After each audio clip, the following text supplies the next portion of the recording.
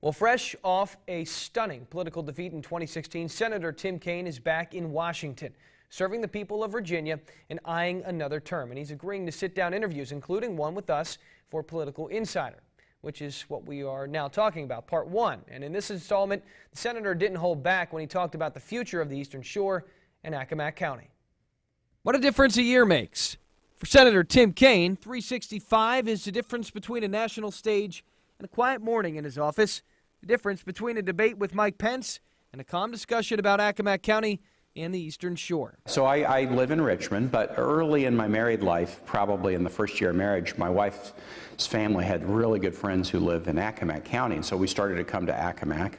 And then some other really close friends who live in Accomack, but not in Anancock, but live up in Chincoteague. So over the years, we spent a lot of time with our friends there. Senator Kaine claims to be a big fan of our area and says he's been working to better the quality of life along the shore, citing examples from both his time as governor and senator. As governor, worked on a lot of projects that were important to the Eastern Shore, especially trying to build out Wallops. So the Virginia spaceport there, we renamed it to the Mid-Atlantic Spaceport because Barbara Mikulski was doing such a good job helping us get funds for it as a senator from Maryland and an appropriator.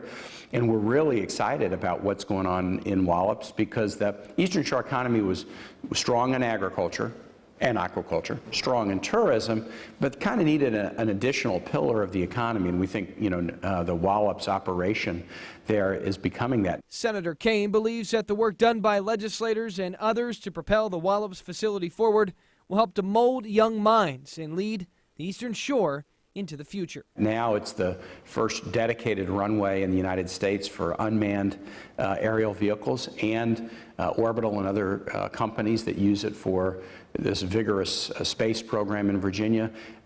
So I'm always thinking about what we can do to develop the economy and create more opportunities so that kids coming up through the school system can see cool technology jobs right in their community and aspire to do that and then come home and be the next generation of aviation and aerospace experts for the country. Despite the progress being made at Wallops, Senator Kaine acknowledges that there is still a lot of work left to do. I think that when I think about the Eastern Shore, I am always thinking about the reality of sort of, balancing the different economies. When we had the tourism, with the tourism economy so big in Chincoteague, when the government shut down in October of 2013, it hurt a place like the Eastern Shore and Skyline Drive more than anywhere else in the Commonwealth. So trying to be mindful of the particular economy there.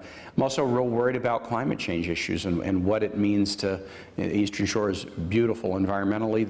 The waters on the Atlantic side of the Eastern Shore are the most pristine Atlantic waters in the country because basically all the rivers that are carrying any pollutants that come into the Chesapeake Bay, then they're funneled down through Norfolk. So if you get off the Eastern Shore, these waters are about as pristine as they were when John Smith was exploring. And so doing things to maintain water quality, the better the water quality, the better the aquaculture industry does. So there's a real tie between the environment and between economic success. Sometimes people think the environment is kind of opposed to the economy, but on the Eastern Shore it really works together with the economy.